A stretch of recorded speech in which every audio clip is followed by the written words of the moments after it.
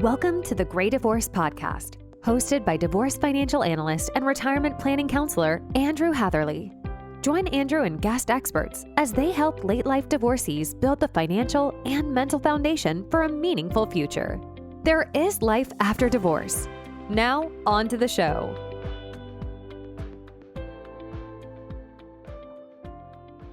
Hello, everybody, and welcome to the Great Divorce Podcast. Divorce can be difficult enough in the simplest of situations. But imagine that you and your soon-to-be ex are living in Paris or Bangkok or Madrid, and you've decided to get divorced. Imagine the added stress of dealing with this difficult situation in a different culture, with a different language, and different laws. Our guest today, Chloe Oudiz, or simply Chloe O, for those who may have difficulty with French, is a divorce and separation coach who specializes in working with expatriate, international, and cross-cultural couples at all stages of the divorce or separation process. Chloe was born in Paris to a French father and an American mother, and has resided in London for the last 15 years. Her coaching sessions can be conducted in French and/or English to accommodate her clients' most comfortable language. Chloe is also the author of the book, Don't Screw Up Your Divorce, How to Be Fully Prepared and Avoid Costly Mistakes. And last but not least, Chloe is a fellow member of the Amicable Divorce Network. Hello, Chloe. Welcome to the Great Divorce Podcast.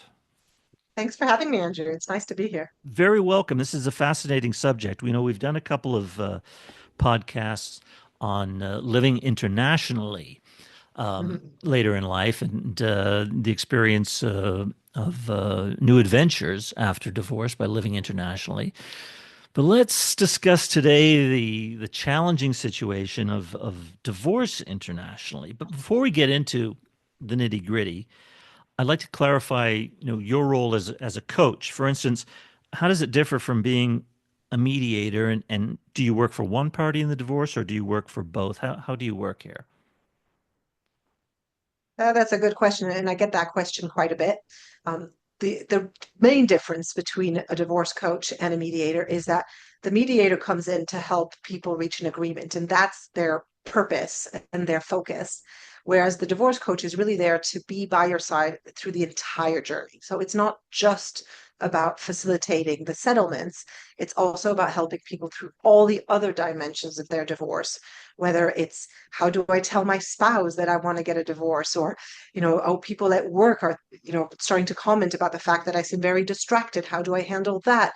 There's all the implications beyond just the negotiation part that's also part of what mediation is. Now, do you work with just one person as their coach, like most coaches I know? Yes, the vast majority of my clients are individuals. Usually people want a coach because they want somebody who's kind of in their corner, a bit of an informed best friend who can help them brainstorm, think through decisions they have to make, but who knows what they're talking about and isn't just giving biased advice based on, what they think of their ex and their relationship. So typically it will be with one of the two, but I sometimes have couples who come to me together because they want to divorce amicably, but they don't really know where to start. They don't know what it entails. They don't understand how things work. And they just need somebody to share that information and to help guide them to the right resources, and to coach them through that part of the process. Terrific. So international divorce, when I was reviewing your website and finding out more about your services, I thought it was curious the distinction that you made with respect to working with expatriate, international, and cross-cultural couples. Yeah. And perhaps you could share with our audience the distinction between the three Yes. of them. And this is a distinction probably not based on, the Oxford Dictionary, but this is how I distinguish the three. Okay. But ultimately, they all have the common thread that they have an international component. Expats are people who have moved together to another country. So you and your wife, Andrew, are based in the States, but imagine you both decide to go live, in Italy for a year. You would be expats. An international couple is when you've got two people from two different nationalities. So you're American, your wife's Mexican. You may both be living in the US, you may both be living in Mexico, or you may be living in yet another country. And then cross-cultural, sometimes you hold the same passport, but you come from different backgrounds, sometimes different religions. And so there is that different cultural expectation with regards to parenting all of the time, but also with regards to how you operate as a couple. And those problems usually get exacerbated during divorce because that's when you notice the very different backdrops that everybody brings to the conversation. Right. I mean, so many additional added challenges that I can think of to a situation of getting divorced overseas. Divorce, even at home, in the simplest of situations, as I mentioned a minute ago, can be challenging. But to do it in a situation where you're you may not be proficient in the language, the place where you're Yeah. living. The laws are different, and of course, as you just mentioned, the culture is Mhm. different. Going through divorce, what do you see as the main challenges? Other than the obvious of the language and culture, but maybe we can discuss those as well. The main Yeah. challenges that an older couple, particularly facing Yeah. overseas, might have in getting divorced. I mean, I think the most obvious one is that you don't have your support network around you, right? So you're getting divorced without your usual friends and family around. And usually you feel quite isolated during divorce in general. So if you're, physically isolated as well, it just adds to the complexity. But otherwise, there's implications of all sorts that people don't necessarily anticipate. Around taxation, for example, if you got properties in different places, the sale or the transfer of assets from one person to the next could have tax implications. And we tend to understand more or less the tax laws in our own country, not necessarily those of our host country. There's also problems with regards to immigration. You may have a visa that's linked to your spouse, and you're there because you have that visa through them. If you separate, you lose that right to stay in that country. And there's, a lot of different elements that come up that are that much more challenging depending on the jurisdiction that you choose to divorce in. So again, you're going to have potentially a choice of which country you divorce in. And that's a decision that can be really important because there's different laws in different countries and different ways of separating assets upon divorce or arranging childcare. Well, so many issues there. Perhaps let's start with jurisdiction because even in the United States, there can be, That's I true. think it's called a jurisdiction race to, Yes. for instance, spousal support. It may not be as big an issue in Texas. So a husband who might be afraid of having to pay spousal support may want jurisdiction in Texas if it can be established for their divorce. Can you give Yeah. us an example of how jurisdiction might play into an international divorce? Yeah, I'll give you probably two of the biggest ones that I see is one of them is prenups. So in some countries, prenups are applied to the letter. You have a written paper, and that is applied by the judge. There's no debate about how assets are going to be divided. In other countries, most common law countries, there's a degree of interpretation from the judge. And if they feel that that prenup is not balanced or that it was signed under pressure, they could dismiss it. So if you're very much attached to the terms of your prenup, then you're going to probably want to choose a jurisdiction that is stricter around applying those terms. Let me Another interject example, before sorry, you go move ahead. on to the other Yeah, example, yeah, because you mentioned that term common law, and I was born in England, so that's yeah. a common law country, right? Like So it is England and the US, England, the and I U.S. and believe Canada Canada, as well. right? Exactly. So, so would you say that a prenup would be more rigorously adhered to in a country like France, which has a much more Yes. codified justice system? Exactly. So typically, people who are very attached to their prenup, and if they got married in France or if they have properties there or they have some kind of reason to justify getting divorced there, they would want to be trying to convince the court that the French jurisdiction is applicable because they Uh, get that, that enforcement. Are there any other countries? Because I always think of the French justice system when I hear codified and adhering to the Yes. rules. Are there any other countries in the world that have similar? Maybe the French former French colonies. The former French colonies and mo most of Europe, except for the UK. Once So they again, tend to have the UK likes to be different, but so most of Europe has some sort of codified system, and actually divorce laws are fairly similar across Europe. There'll be some subtleties, but broad lines are pretty much the same. Um, Could you continue with your second example, please?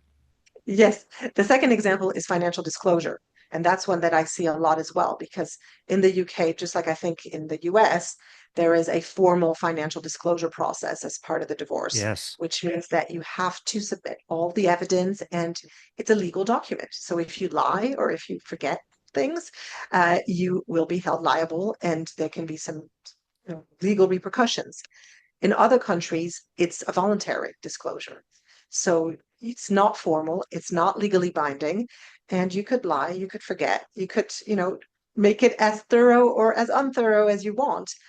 There will be pressure from the judge and from the other party, of course, to give more information, but you don't get yourself in legal trouble for not submitting that information or for forgetting, let's say, some of the elements.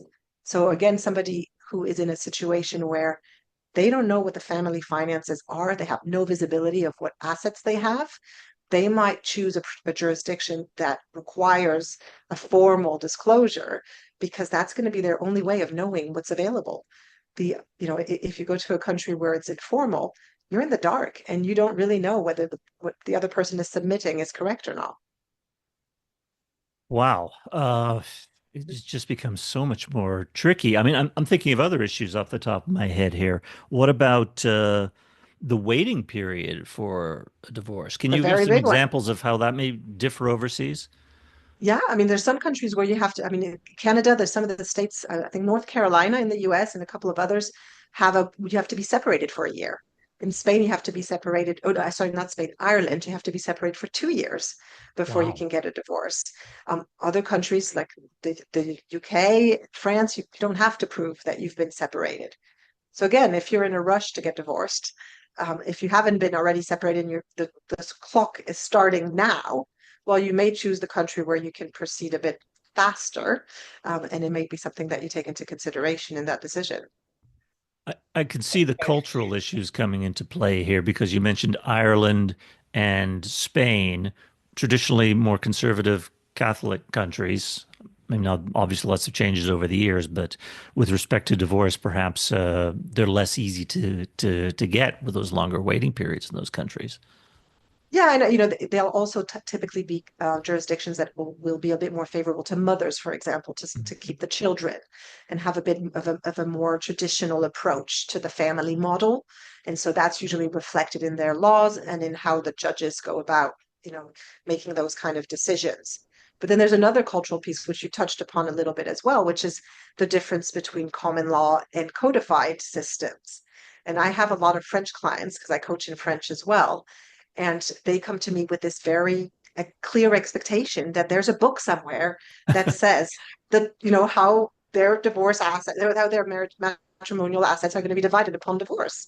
And when they start proceedings in the UK or in England, they don't realize that that's not, there's no steadfast rule and that there is a large degree of interpretation left to the judge, and that therefore not, a lawyer can't tell them this is what you're going to get, and there's a lot of disappointment around that.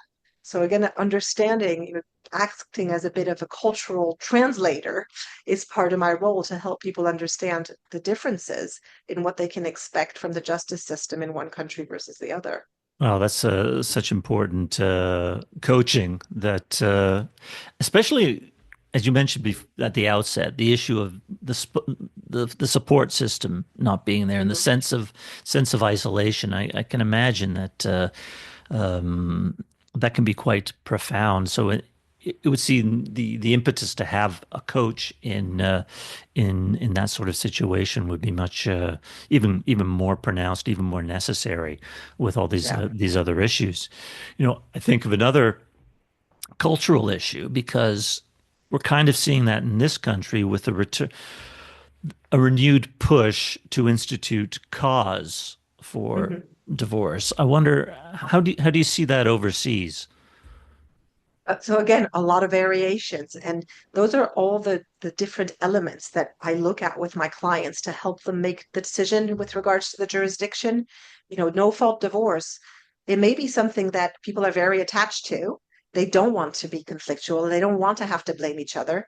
But it may be also that the person was cheated upon, for example, and they actually really want to have that recognized as part of the divorce proceedings. Hmm. So again, something to take into consideration when you're deciding which country you want to divorce in. So our audience is largely people over the age of 50, might be getting Yeah. divorced later in life in the 50s, 60s, 70s, and even beyond. I've seen even divorce in the 80s among some people. What can you point out as perhaps some special considerations for older divorcees in this international expat cultural, cross-cultural situation? Yeah, I mean, I'd bring back definitely the point around immigration, just making sure that you have your own visa, standalone from the other person. And the obvious one is pensions, right? So upon divorce, you're separating those pensions. And if you're living in one country, but you worked your whole life in another country, just making sure that when you're splitting those pensions, you're clear about what that means in terms of getting that money and accessing that money in the other country. What are the tax implications? Are you going to be taxed twice, for example, on that money? How does your host country treat pension income? What is the value of that pension then? Because you're going to be, getting that money in euros, for example, or in Australian dollars, whatever the currency, there's an exchange rate. Who bears the risk associated with that exchange rate? Because it's going to fluctuate. So you're divorcing today, but you may not get the pension for another 5, 10 years. At that point, maybe the dollar has tanked or it's gone really up. And in that context, that number you agreed actually can vary quite significantly. So trying to anticipate those elements and build them into the arrangements so that you take away as much of the variables as possible and have that security around the deals you're making because it's not quite the same as if you're doing it locally. Wow, because I'm thinking pensions and 401ks in the United States are governed by ERISA, and determine how you split up a 401k and potentially take money from it is very much linked with domestic U.S. laws. I mean, what if you're getting money from a 401k? This may be going to the weeds a little bit, but you're splitting up, you're dividing the 401k, and you're getting money from the 401k as an ex-spouse in Europe. Yeah. I mean, I assume U.S. tax laws are going to apply no matter what, but you've got the Yeah. added factor of the international taxes.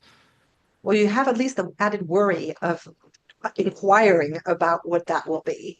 And so, it may be that there's a bilateral agreement that means that you're not going to be taxed twice, Hmm. but it may be that there isn't. And especially if you're in a country that's a bit less, in the Western world. So if you, relocate to Thailand or, another country that isn't or Morocco, for example, you would definitely need to inquire about the local laws and whether that pension payment is going to be then taxed again as income locally and what that means in terms of how much you're actually going to get, at the end of every month. Wow. Um, and I could see it could become very complicated. I mean, in some countries, I'm thinking of Social Security now, because some countries, I don't know if this is still the case. So maybe you can disabuse me of this notion if I'm wrong, but require an income stream like Social Security in order to grant a particular type of residency visa or permit. Yeah, And if the Social Security income is being affected, that could affect future residency, couldn't it? possibly. They can be direct links with the immigration piece that we were talking about earlier. Wow. So it seems to me here in the US, I always recommend clients get a team of professionals to work with. You Yeah, need, obviously, your legal professional to handle the divorce process, financial professional, because divorce may be a legal process, but ultimately it's about money, yeah. emotional regulation, therapists, because the issue of isolation and cross-cultural issues, Hmm. you really need the increased need for a support system. Of course, a coach such as yourself who can guide a person through the process. How how have you found working internationally with respect to helping people have the right team? I always say I may be biased because I'm a financial advisor, but I think the first person a divorcing person should go to is a financial advisor who works in the divorce realm and knows a lot of attorneys because they can help find the right attorney for Yeah. for their situation. Let's say somebody comes to you and you're the first point of contact, which I hope you are in an international divorce. How do you go about assembling or recommending they put together a team of advisors? Yes, I mean, I absolutely share that philosophy around the fact that you need a team. When you build a house, you don't have the architect or the plumbing and the electricity, right? You need all the different skill sets. A lot of my clients come to me early on, and thankfully at a time where they haven't yet caused any damage, basically, with making any wrong moves. And one of the first things we do is assembling that team and really looking at the support system they have, also including their friends and family and anybody that's around them to support them.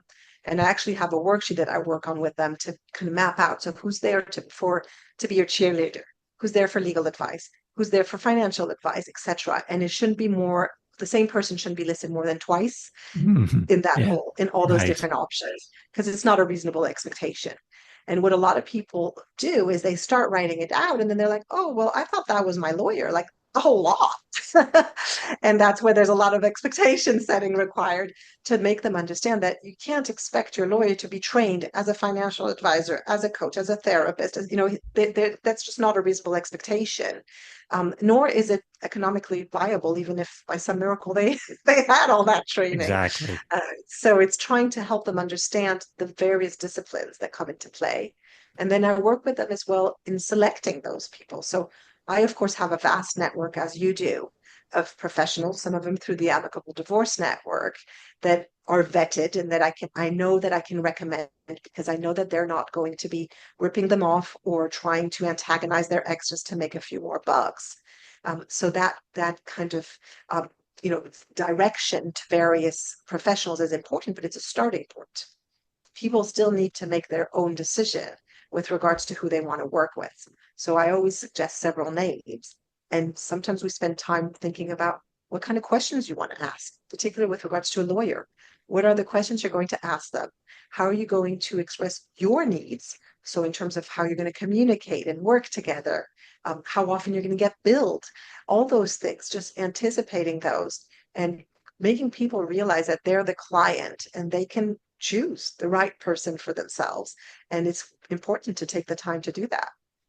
I think it's more important than ever with the added stress of the cultural and language and legal issues Yeah. that people getting divorced in this situation find a process that will keep the emotions tamped down, that will not fuel the fire, as some more litigious attorneys are known to do, as people get sucked into what sometimes we call the divorce industrial complex. That's something to be avoided at all costs here. So, do you work principally now? You reside in London. You were born in France. You're cross cultural yourself. You speak Yeah. both English and French. Do you find yourself working principally with American couples in France or England, or you work all around the world? I work all around the world, but my expertise is around the US, England, and France. So a lot of the people I work with have an attachment to one of those three countries, but it's not necessarily the case. I'm working right now with a lady who is Russian and her husband is Australian. Right. I've got a new client I can't remember where she's from, but she's living in Spain and her husband's Irish. So I get all sorts of models, but they all have in common the fact that they're dealing with that international dimension. And there's a lot of complexities that requires somebody flagging the potential problems as you progress, helping you speak to the right professionals and making sure that you understand the complexities that are going to come your way in this context so that you don't face them by surprise.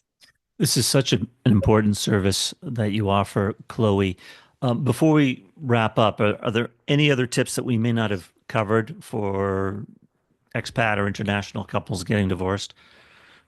I mean, one tip that I always give people is if you're pretty clear that at some point you're going to go back to your home country or you're going to go somewhere else for that matter, try and build it into your agreements because enforceability of an agreement in one country versus another varies. So people think they're divorced because they divorced in France.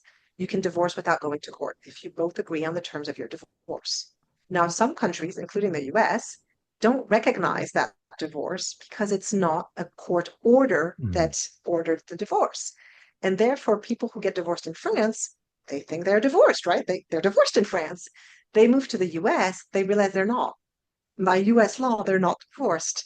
So anticipating those kind of issues and making sure that then you just create a mirror order and are able to get that, validated in the US, basically re-divorce in the US. If you know that you're likely to go back to the States at some point, or if you're from the US and you're likely to have, you potentially go back, it's worth anticipating those things, getting them sorted from the start when you get divorced so you don't have to deal with them, 5, 10 years later. Wow, yes. I mean, the last thing you want once you get divorced overseas is to have to relitigate it domestically. I had a client who had to do it 10 years later. Ooh. She thought she was divorced all that time, and she wasn't. Oh, She was divorced in the US, but not in France. oh my goodness. Oh my goodness. Yeah, it's a bit of a nightmare. Yes, I see. So if listeners want to get a hold of you and to avail themselves of your services, or at least find out more, because there's so much more here, how can people get a hold of you, Chloe? They can book a free discovery call. I offer like a lot of professionals an initial call for them to explain their situation, for me to be able to explain how I work and make sure that it's a good fit. So they can book a free call on my website, which is www.thedivorceandseparationcoach.com. And they will find a big link right there. And they can also access a lot of resources on my website. I have a podcast, as you do, all kinds of articles, videos that they can look at, and that'll give them a lot of information to start with. That's awesome, Chloe. I'll make sure to put a link to your website and your podcast on my podcast page show notes at transcendretirement.net. Thank you very much. This has been very, very informative, and thank you for your time. Thanks for having me. Thanks so much for tuning in to this episode of the Grey Divorce Podcast. To learn more or get in contact with your host, you can visit Andrew's website at transcendretirement.net. Also, please feel free to rate, subscribe, and leave a review wherever you listen to your podcasts. That helps others find the show, and we greatly appreciate it. Thanks again for listening, and we'll catch you in the next episode. Information provided is educational only and should not be construed as legal or tax advice. Each situation is unique and should be discussed with your tax or legal advisor prior to implementation. Andrew Hatherley is not an attorney and does not provide legal advice. Information provided is financial in nature. Advisory services offered through Hatherley Capital Management, LLC. Divorce financial analysis services offered through Wiser Divorce Solutions, an affiliated company.